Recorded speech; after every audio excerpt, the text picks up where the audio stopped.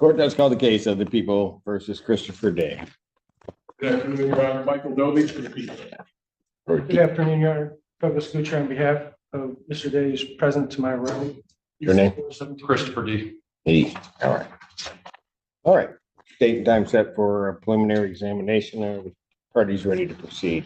We are, Your Honor. All right. And I would just say that we had an in-chambers conference. There were some legal issues raised, and so the court may not finally rule on those. All right, pause right here. This is important. The judge is basically saying, I'll hear everything first, then decide what evidence actually counts. That's huge.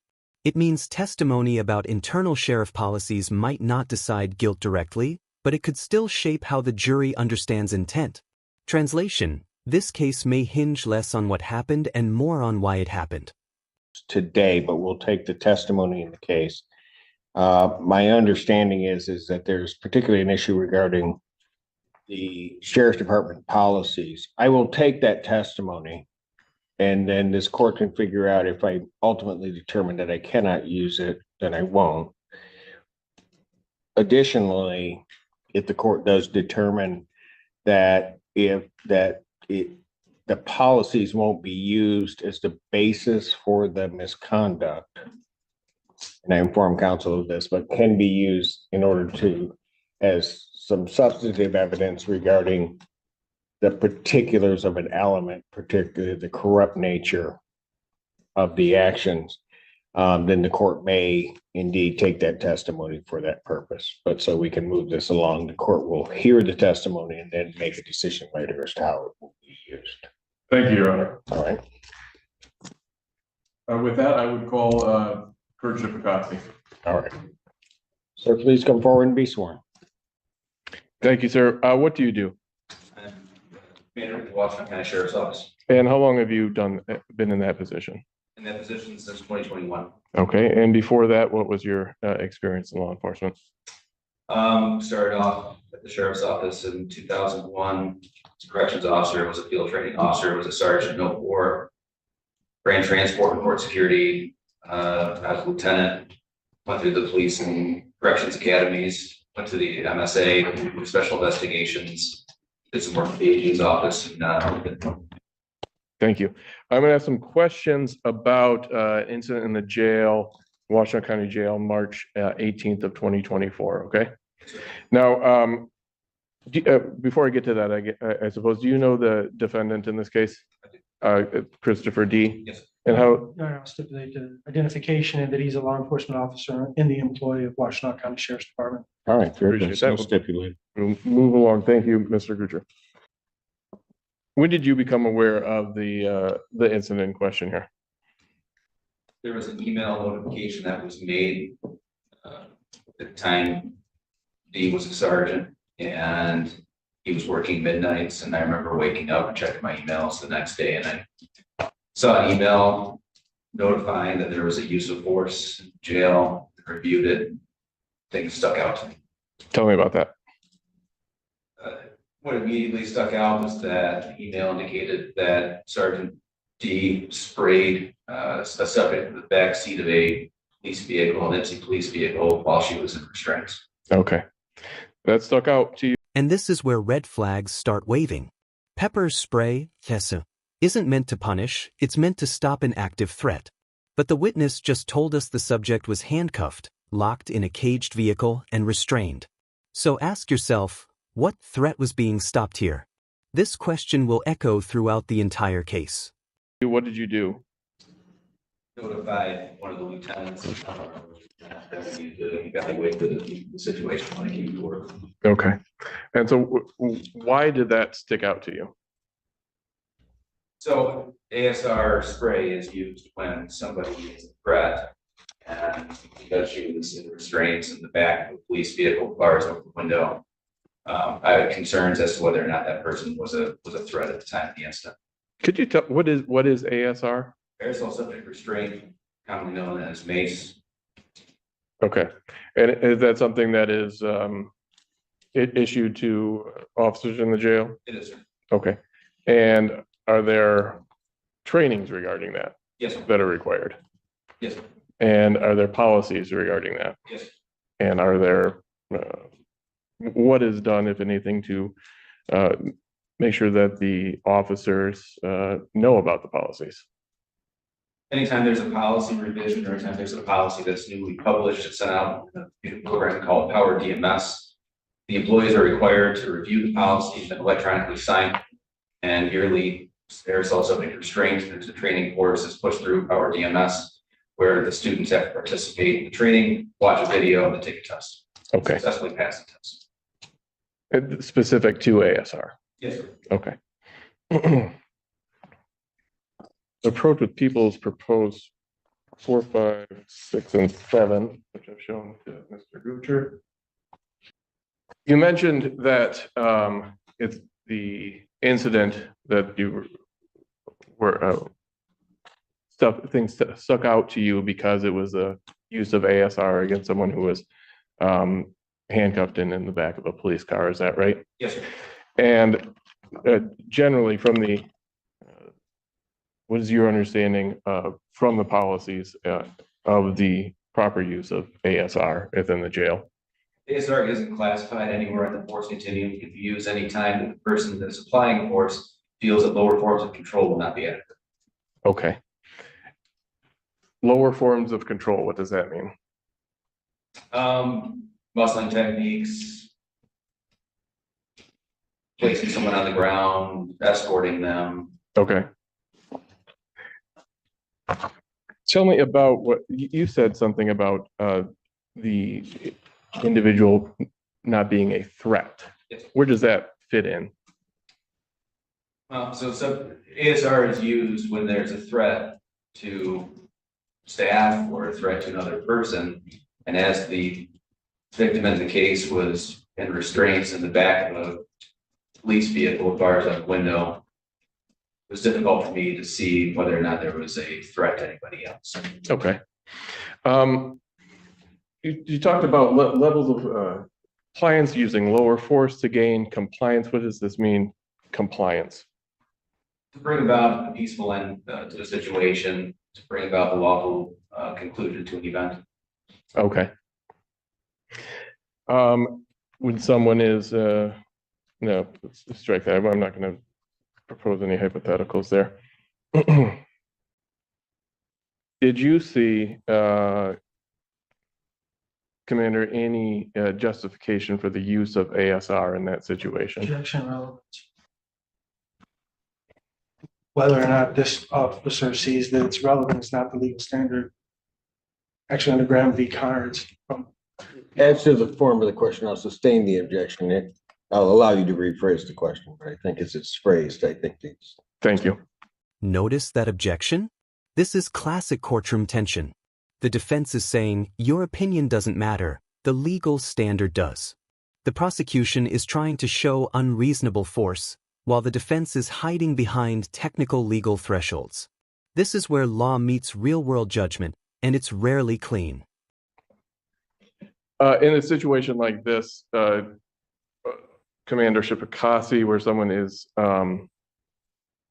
handcuffed and in the back of a vehicle, is that based on both your understanding of the policies and your own training and experience, a situation where ASR would be necessary? Based on my training and experience, what I saw, no. Okay. And why is that? Because the person was not a threat at the time that ASR was used. Okay. Talked about compliance. What was being asked of the arrestee at that point to comply with? Answering questions as to whether or not she was suicidal. Okay. What the 3 core questions that was referred to? What are the 3 core questions? Use medical needs, you take medication, or any thoughts of hurting yourself. Okay. And what is the purpose of asking those questions? Just gauging whether or not they're going to be suitable to enter the jail to have the full medical evaluation done. Okay. And if Also gauge whether or not we can place that person on any kind of observation to ensure. and if someone does not answer those questions, what is done? It's not unusual. We bring them into the facility, search them, possibly place them on precautions depending on the situation. Okay. Cross-examinations. Commander, briefly, were you going to get the individual out of the car? I'm sorry, sir. Were you going to get this individual question out of the car? No, sir, I wasn't there. Okay, so you weren't there, but you determined that there was no threat to the officers that were, correct? Based on the circumstances. Okay, were her feet restrained? No, What direction were her feet facing while the sergeant was talking to her? I'm not sure. Okay, well, if the feet were facing the officer, could that be a threat? Not, no, because she was in the back of Okay, the vehicle. is that where she was going to be housed? No, Okay, so what do the officers have to do to house her? move her from the vehicle. Okay, so if they open the door and the feet are facing the officer and they're unrestrained, is that a threat? No, that's typically how we get people out of the vehicle. So you're telling me that it's not a problem for officers to be kicked? No, I said that's how we usually get people out of the vehicle. Right, but that wasn't my question. Is that a threat to have the feet unrestrained at an officer? Depends on the circumstance. Okay, so did you see the demeanor of the individual that was coming into the jail? I did. She was kicking the back of the windows of the car. When she was on the way there, yes. She was screaming, yelling, insultive, combative. Yes, sir. Okay. The officers have to make a determination to get her out of that car, right? How they're going to do it? Yes, sir. Now, the three questions were just a precursor to getting her out of the car, correct? Yes, sir. The officers were actually there to extricate her from the car and put her in a cell. Yes, sir. Okay. Sergeant D or Day and one other person, what was the other sergeant that was present? Do you recall? Believe it was Sergeant Merrick. They're the ones that are in charge of getting this individual out of the car, Yes, correct? sir. The other sergeant was a female officer, is that correct? No, sir. No? Were there female officers present? Yes, sir. And that was in part because not only do they work in the jail and handle all other prisoners, as a policy and procedure, you guys have female officers when available, deal with female. When Is available. that correct?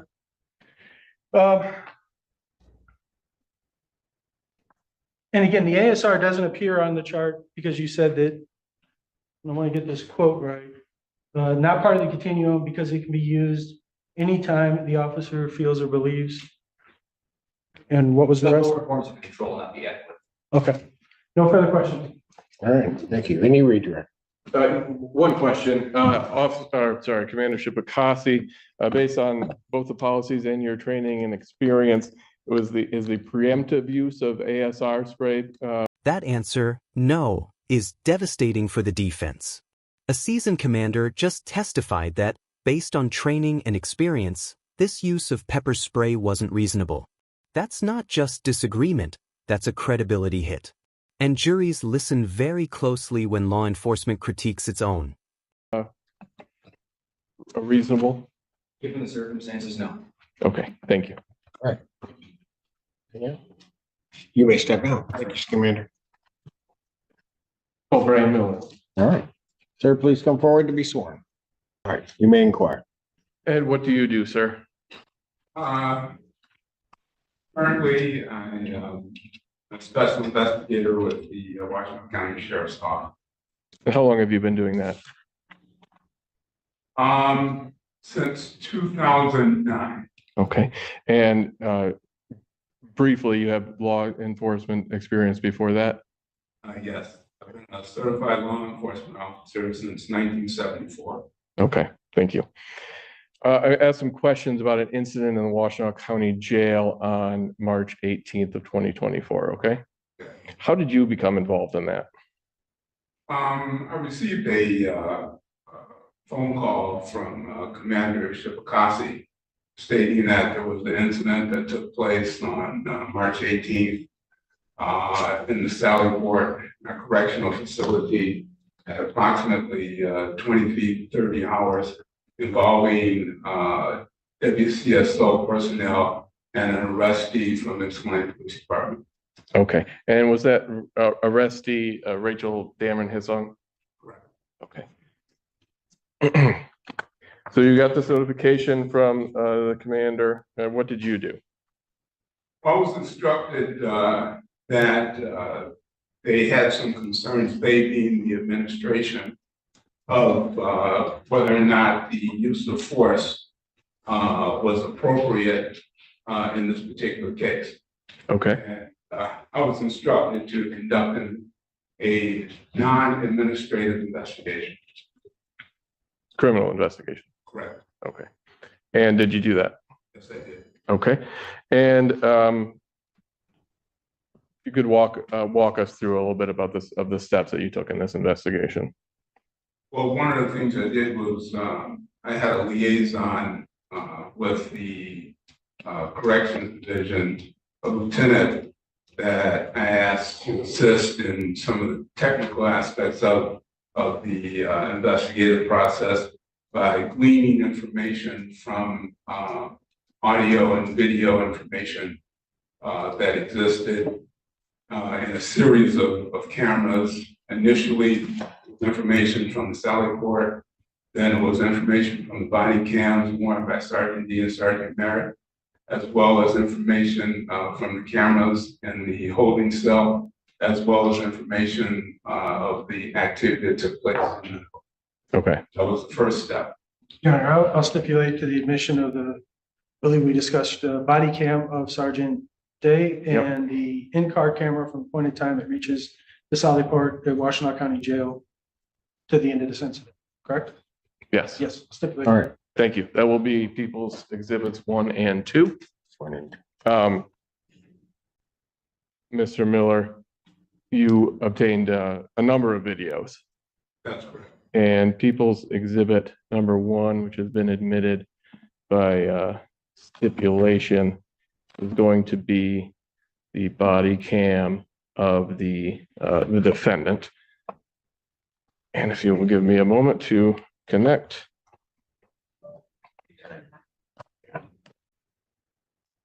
You just cracked the window. Hey, Rachel. Hey, my name's Sergeant D. I'm the supervisor that's on shift right now, along with Sergeant Merritt, okay? Hey, so I want to get you in, but I want to work with you. I don't want to, I do. I want to work with you.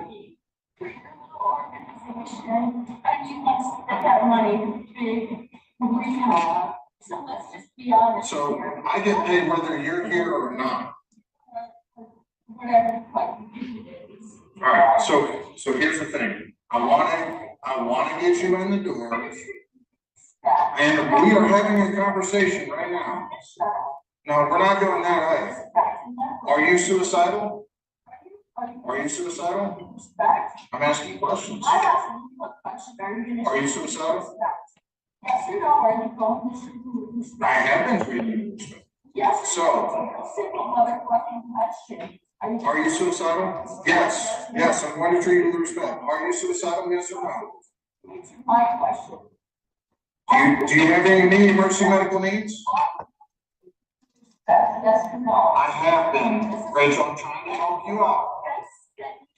Answer yes or no. So here's what I'm gonna tell you. Still not answering the question. Literally, all you have to do is answer. I'm trying to get you taken care of, and I'm trying to talk with you. I'm asking you, are you going to treat me with this? Do you have any meaning? I've already told you yes. Yes. This is the last time I'm telling Am you. I going to treat you with this? Never. Shut up. Right now.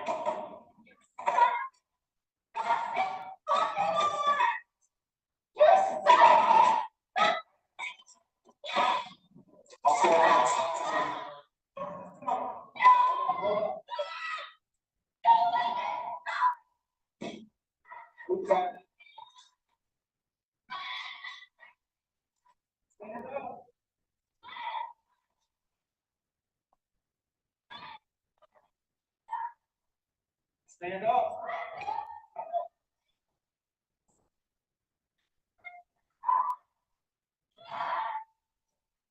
I'll take a minute. Stand up. Take a seat. Stand up. She's going on. Hey, what's it?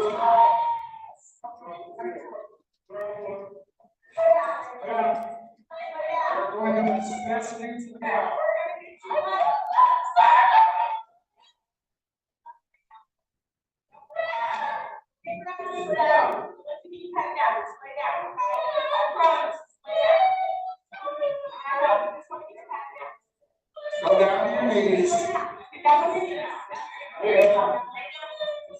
Lay down your stuff.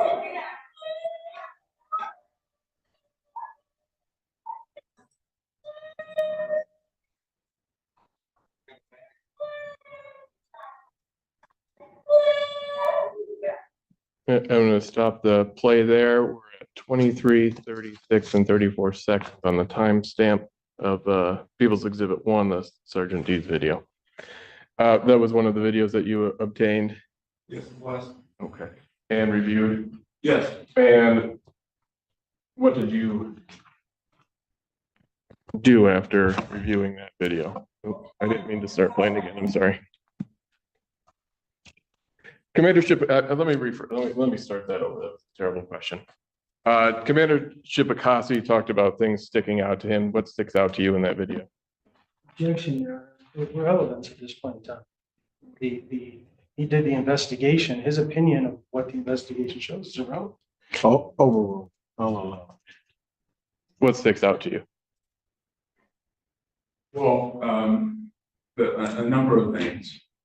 And you talked about, as qualified by saying, one of the things I did in my career was a chief use of force instructor, as well as a ASR instructor.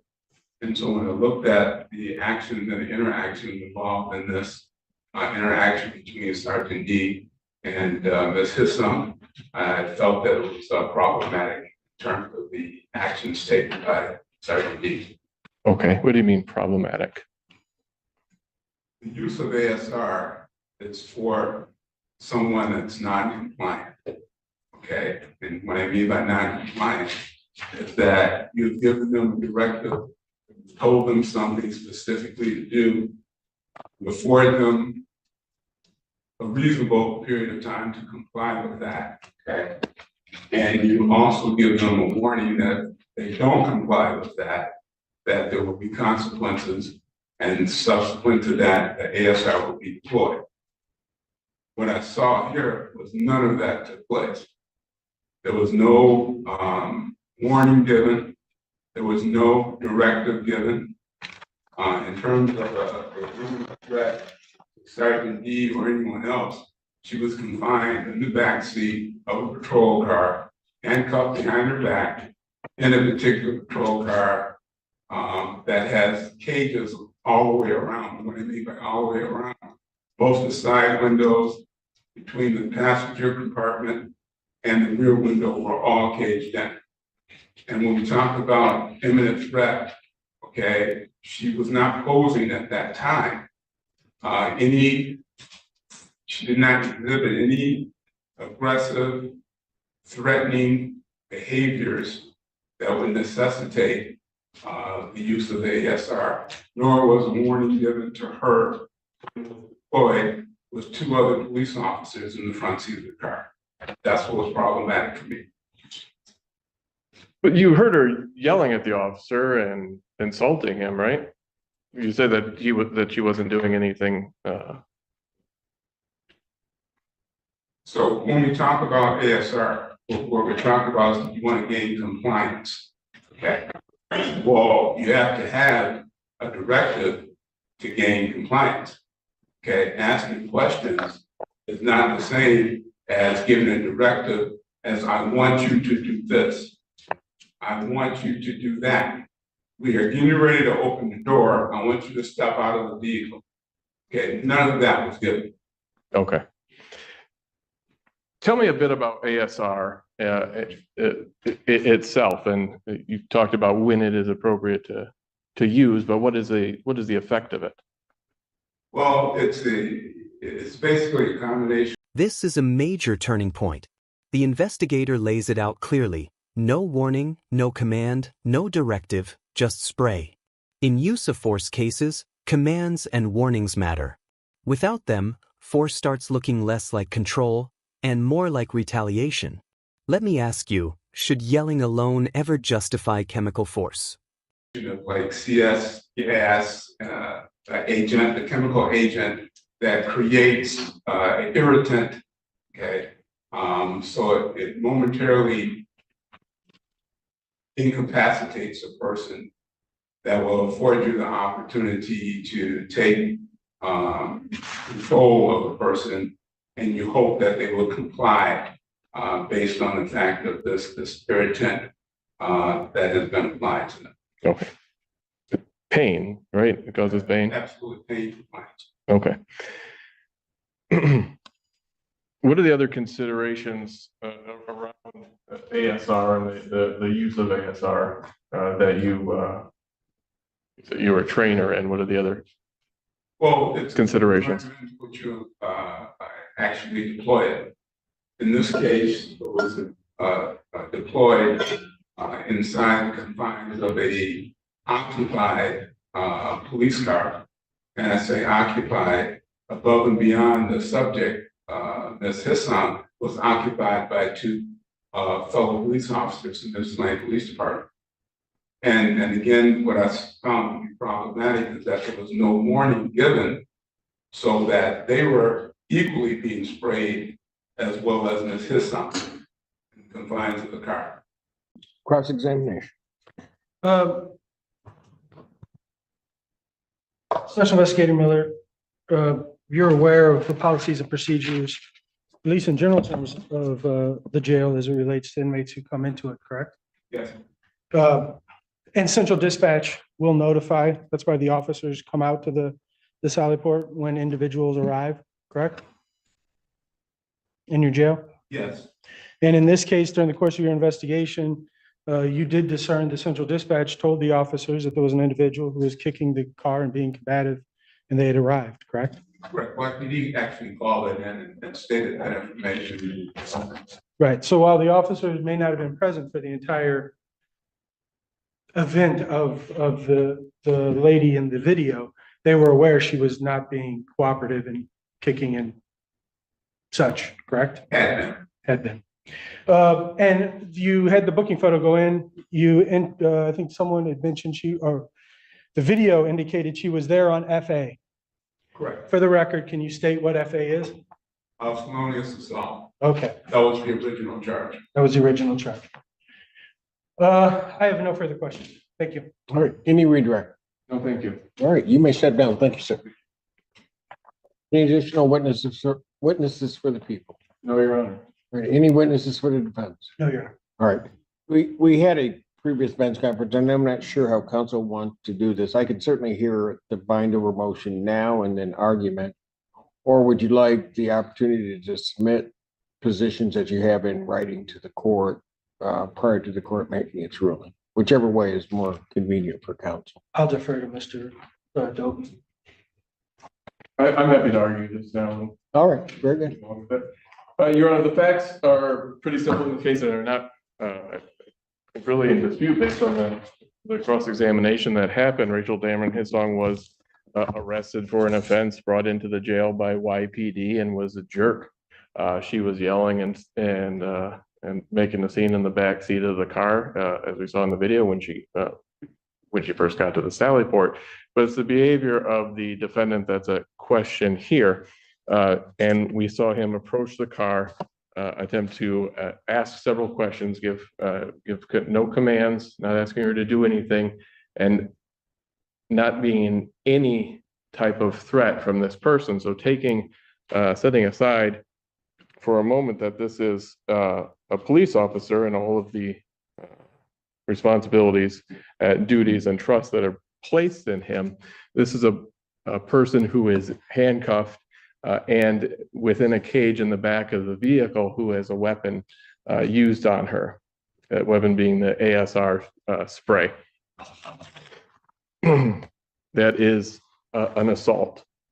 It is a felonious assault based on the type of weapon that the ASR has been, can be found by a trier of fact. A jury can find that is a dangerous weapon and how it's used. It was sprayed directly into her eyes, obviously causing significant pain based on the video, and a jury could find that it meets the definition of a dangerous weapon and that it could cause a serious injury.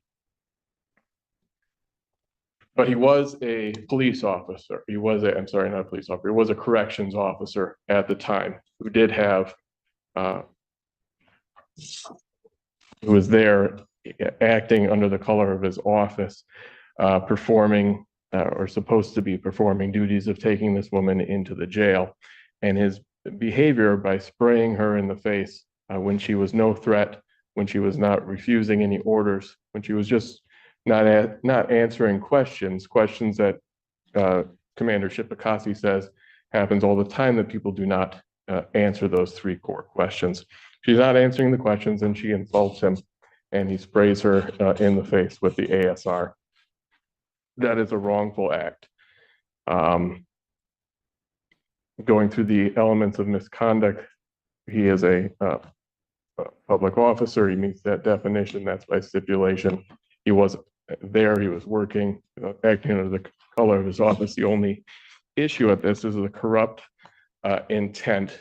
And for that, we've had some testimony and admitted some exhibits, obviously subject to the court's later ruling on them regarding those duties and responsibilities that are placed on officers and the trust that is placed on them for the people that are put into in their custody. By flagrantly violating all of those, spraying someone who was handcuffed and in the back of a police car, goes to show that his corrupt intent. He knew that what he was doing was wrong. He knew that he was trained in it. He had to recertify in this every year. And it goes against that trust that we put in people in his position for the basic humane treatment of people that are put into our jail. All of the elements of each crime have been proven to the standard necessary for bind over, and I ask that you do so. All right, just one question. Yes, Your Honor. Had this, say the door had been open, either side, doesn't matter. And the arrestee is now out of the vehicle and let's say is thrashing around, we wouldn't be here, I guess. I'm not sure that. And then the deployment of the ASR. I'm not sure that that's. I mean, in your hypothetical, she is still handcuffed. She is still a restrained person and within the jail, kicking and thrashing around. I think that that there might be an argument that the use of ASR or other force is necessary, but in this circumstance, there's 7 officers around that car. Someone kicking and thrashing around happens often, and they are not sprayed while they are restrained. Got it. Okay. Oh. Yeah, the standard preliminary exam is simply they have to produce evidence to the level of probable cause or evidence that probable cause to each element could be inferred from the evidence presented. In this case, you have 2 unique charges that by the circumstances present themselves here. First of all, my client, by stipulation and by fact, at that time was a law enforcement officer working as a law enforcement officer, which means by law, there's certain things present for consideration for this court that's not present in the normal course of an assault and battery case. Graham v. Connor is the standard by law. An officer is given greater latitude to use force in the course and conduct of his employment. In fact, that court says the law recognizes law enforcement officers are required to make split-second decisions of life and death, which cannot be judged through the 20/20 vision of hindsight from the vantage point of judges on the bench, or for that matter, other officers who would have done things differently as they're sitting in an office reviewing the actions of an officer the next day. Even the policies and procedures of the Washtenaw County Sheriff's Department, which prosecution entered into evidence in this case, indicates that the officer makes the determination. What Mr. Miller left out and was already admitted into evidence in the general rules is that the AR spray, while it says employees shall provide a warning prior to deploying a chemical agent, if doing so does not increase the risk to the employee or another person, which again leaves discretion to the officer involved.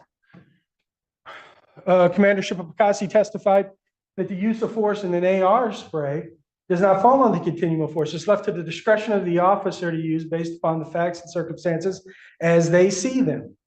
So take all that into consideration. How does that apply to the first charge of assault with a dangerous weapon? First of all, there was no assault because his use of the tools that were given to him for compliance were lawful. That's what he's supposed to do. That is the purpose of the AR spray. No officers in that video were injured. The individual did not sustain any serious physical injury and was not subject to death. The individual was removed from the car and taken to a cell. If you look at the facts surrounding it, they're trying to create that there was some type of retaliation by Sergeant D. There was no retaliation. He was very patient with this individual. The decision not to issue a warning appears, based upon the video, to be more in line with extracting her from the car in a safe manner for both him and his officers, which was successful. There was no abuse of this prisoner. The prisoner's legs were not restrained. The prisoner's mouth was not restrained. Every day, this court and law enforcement deals with situations where officers are injured by individuals, as you just gave in your scenario, getting out of the car and starting to act in a manner in which officers could be subject to injury. In this case, he short-circuited. The individual was not there for a white-collar crime. She was there for a felonious assault. The officers were made aware she was being non-compliant, combative, and kicking in the car prior to them ever going out there. Her actions in refusing to answer created a situation where Officer D, under the law, made a reasonable determination to extract her in the safest manner possible, and it was successful. In order for him to be bound over for assault with a dangerous weapon, they would have to prove by at least a preponderant or a probable cause level that a dangerous weapon was used in this case. By court, the standard jury instruction, a dangerous weapon is any object that is used in a way that's likely to cause serious physical injury or death. There's no probable cause presented in this case to show that the use of that pepper spray in this mace in this case would have caused serious physical injury or death. The facts and circumstances that are predicate to find that it was a dangerous weapon, there's no probable cause. That can't be bound over as presented to this court. The court rule, the standard jury instruction continues to say some objects such as guns and bombs are dangerous because they are specifically designed to be dangerous. Other objects are designed for peaceful purposes, but may be used as dangerous weapons. The way an object is used or intended to be used is an assault determines whether or not it's a dangerous weapon. In this case, because this is not a standard delineated by statute dangerous weapon, the court first has to find probable cause that based upon the facts of this case, that this pepper spray was in fact, at least a level of probable cause, a dangerous weapon, which I don't believe is present. Now go to the misconduct in office. Again, based upon the facts, they can disagree with how Sergeant D did his job that day, but that's just second guessing. You know, there's no depravity shown here. There's no corrupt intent. There's no perversion. You know, in the court rule, proposed court rule that was provided by the prosecution in this case, the word corrupt is defined as depraved, perverse, tainted. I mean, that's not there. Corrupt intent includes intentional, purposeful misbehavior related to requirements or duties. What's interesting is even with the policies and procedures and testimony, nothing was intentionally against the policies and procedures. Policies and procedures do not require a warning if the officer deems that it could put someone at more risk than they're in. And there's no prohibition on using the ASR spray. So they didn't even prove that there was anything for their purpose of showing corrupt that he didn't follow policies and procedures. They didn't even show that. And then if you take the facts of the case as presented, he used one burst of pepper spray that's issued to the officers to gain compliance and to ensure safety of the officers and the individuals. He did that to get her out of the car. What was he gaining compliance to? To get her out of the car. That was it. He wanted to get her out of the car in a manner in which she didn't fight with the officers and the officers weren't hurt. And it was successful. As I look at it, how would I know she wasn't going to comply with that? You wouldn't. But if the officers take her out and they're injured, then you're second guessing saying, why didn't you use the pepper spray to get her out? Because that's why you have it to distract her. No. But I Judge, I haven't guessing. Right? Yes, because that's why we're second guessing now. No, I don't think we're second guessing. I mean, the issue becomes that he didn't ask her to get out of the vehicle. He doesn't have to. All right. he doesn't say, we're gonna take you out of the vehicle. But Judge, Keep saying he doesn't have to. right, Counsel, just because you say it doesn't make it true. What he does, what you're arguing to the court is that the officer, upon some assessment, can take some preemptive strike because he believes that something is going to happen that hasn't yet happened. well, I'd like to see, is there Even the- case law that gets me their there? policies and procedures provide for that. They can use the level of force that they believe is necessary. It's left to the employee's discretion. And and it's enumerated in there. There's active resistance, passive resistance. There's, if an individual is combative physically, or if they're just refusing to comply. Now, in this case, you're saying that he should have said, hey, we're going to open the door and take you out. Well, she was at the jail. Well, I mean, you're not saying that specifically, but you're saying, why didn't he open the door and see what she would do? And if she opens the door and he kicks him in the knee and blows it out, we're saying, well, you don't know that would happen. It happens in the jail all the time, Judge. All the time. Okay, but the thing is, that would mean that anybody who is in the back of the vehicle, an officer would be correct, or at least could properly, anybody coming in, whether they're screaming, yelling, doing anything, if they're in the back in all kinds of restraints, I can spray them or do something to them under the notion that something might happen when I open the door. I think that And here's the philosophical heart of this case. The judge is asking the question everyone's thinking. Where is the line? If officers can act on what might happen, does that justify force before resistance even occurs? This isn't just about one defendant. It's about how much discretion is too much. that may be correct. However, in this situation, he's charged with specific crimes. There are other crimes that they can be charged with, theoretically, that wouldn't be assault with a dangerous weapon, i.e. a weapon that could cause serious physical injury or death. That would be a simple assault and battery. And an individual can be charged with assault and battery without being charged with misconduct in office, because while it may rise to the level of an A and B, it doesn't rise to the level of depravity, perversion, or corrupt intent. There's levels to this. The reason we're here is this is a felony charge in which they have to have probable cause for the charges they issued. That doesn't mean that another charge may not be more appropriate. These charges are not appropriate. And that's what we're here on today. And yes, officers are given great latitude to do their job. That is the law. Graham v. Connor, 2020 hindsight is not the standard. Can't second guess what he did. In fact, the court says unless the use of force is arbitrary, the officer has discretion. This is reading from People v. Sure. The officer has discretion within reasonable limits to determine the amount of force which the circumstances require. And he's not guilty of wrong unless he arbitrarily abuses the power confided in him. It's one of the cases I gave the court. It's a quote from the court. These are special circumstances based upon the fact that the officers work for the public, and their job is not necessarily second guessed. Force is part of their job on a regular basis. The charges in this case are not appropriate. And as such, there's not probable cause to in the first case. Well, okay, whether or not the actions meet that what's charged. Correct. I guess I'm asking from a factual standpoint. What you're arguing is that anybody brought into the jail, doesn't matter what they're doing. You're saying that the court, if an officer responds the way that the defendant in this case has to somebody in the back of a vehicle, regardless of what they're doing.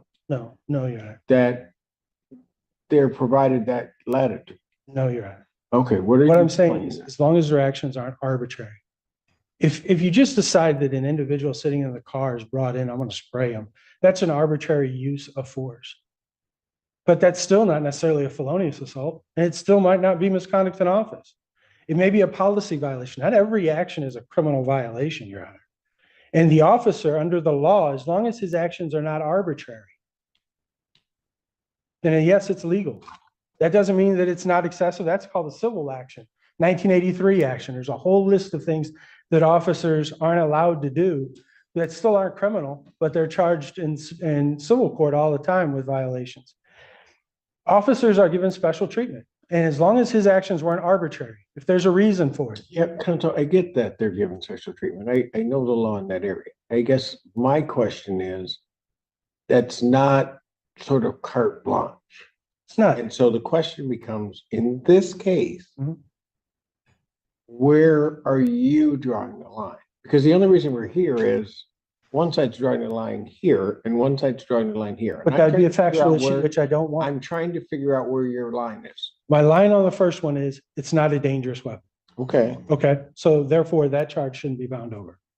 On the second one, it's not corrupt intent. There was no perversion. There was no depravity. If you're using the policies to say that there was corrupt intent or depravity, the policies say it's up to the officer's discretion that they can use the ASR. They don't have to give a warning as long as, there's If the certain things. court would determine that a reasonable fact finder could conclude that it was an abuse of their discretion, does that then give rise to the potential that I would say no, because then you're basing the decision to bind him over on the policies and procedures and not the action. See, this is the dilemma that we talked about. Yeah. You're not, that's not true. What you're saying is Mhm. that the discretion it's really the discretion of the officer. That's what the policy is. Mhm. I'm saying if one were to determine that it's an abuse of discretion, that equates to that depravity that we're talking about, or some corruption because it's an abuse of discretion. No, that would Wouldn't mean, that be for the fact finder to determine? I think you're mixing, in my opinion, Your Honor, I think you're mixing two different concepts together to get. No, I think you are in trying to run me in a circle, because what I'm saying is if I take the policy Correct. and I take that policy and I say, yes, they have discretion, Correct. but a reasonable fact finder could conclude that this is an abuse of discretion, which could be used as a factor to determine whether or not there's depravity or corrupt behavior. Well, Your Honor, That then, I'll leave it. go ahead. You to go and make your own determination. I'm not going to be able to change your mind necessarily on that. I think we're going kind of in circles.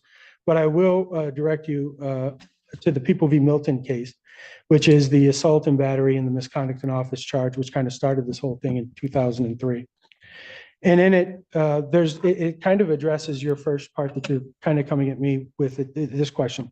And it said that if our holding will strike fear in the hearts of police officers throughout the state, that no public officer under the color of his office will feel entitled to behave in the egregious manner that this defendant did, it would achieve that result. So that it's saying to us that if our concern is that officers, when every time they use force, is going to be left to a jury to decide if that force was arbitrary and whether or not it's misconduct in office, the court says to the first part, if it's like this case, if it's horrible like this, what Milton did, then that's going to serve our purpose. But they go on at the end of that paragraph and says, listen, the defendants fear that in light of this result, any malfeasance on the part of officers will be construed to misconduct in office is unfounded. Only malfeasance committed during the existence of a duty under the office or under the color of the office and results from corrupt behavior constitutes misconduct in office. And I think in this case, if you look at that, there was no corrupt behavior on the part of Sergeant. That was one of the cases that you presented to the court. Okay. This isn't corrupt behavior. Milton, he beat the inmate. He hit him repeatedly, knocked him down, slapped him, hit him. This was an individual where the court, the witnesses, the prosecutor, they may all disagree and say you should have done it differently. But there's different levels to this. This is a criminal court with specific elements. There's administrative proceedings, civil proceedings, and other proceedings which you can address perceived wrongdoings. This is a criminal in which an individual's liberty is at stake. And they have to have probable cause to each element. I'm not asking the court to condone his conduct. You may disagree with what he did, but I'm asking you to find and hold them to the probable cause level of each element in this offense. Thank you, Your Honor. All right, thank you. Mr. Dobie, anything? Yes, briefly, Your Honor. First, I would ask that the court not place any reliance on on the Graham case that was cited in the standard set there, because that is not applicable to criminal law in the state of Michigan. It is applicable in civil cases, but not in criminal cases. It's, Well, I use that jury instruction repeatedly. It is adopted by the state of Michigan. It is the use of force. And I have standard jury instructions that your office provided me, in which quotes that standard. and as we go on, without belaboring the policies too much, I will just go on to the next paragraph of the policy that's cited. ASR can be used to subdue an unarmed attacker or to overcome resistance that is otherwise likely to result in injury or either the subject or the employee. ASR devices shall not be brandished as a form of intimidation. That is the policy on ASR. That is what he's trained. That is what he is supposed to be doing here. And that is absolutely not what happened in this case. It was malfeasance. It was, the intent was corrupt. The Committee on Model Jury Instructions says to look at People versus Kotu for the definitions of that. A tainted or perverse use of the powers and privileges granted to him. Tainted means a trace of something bad or offensive. Perverted means misguided, distorted, misinterpreted, turned from what is considered right or true.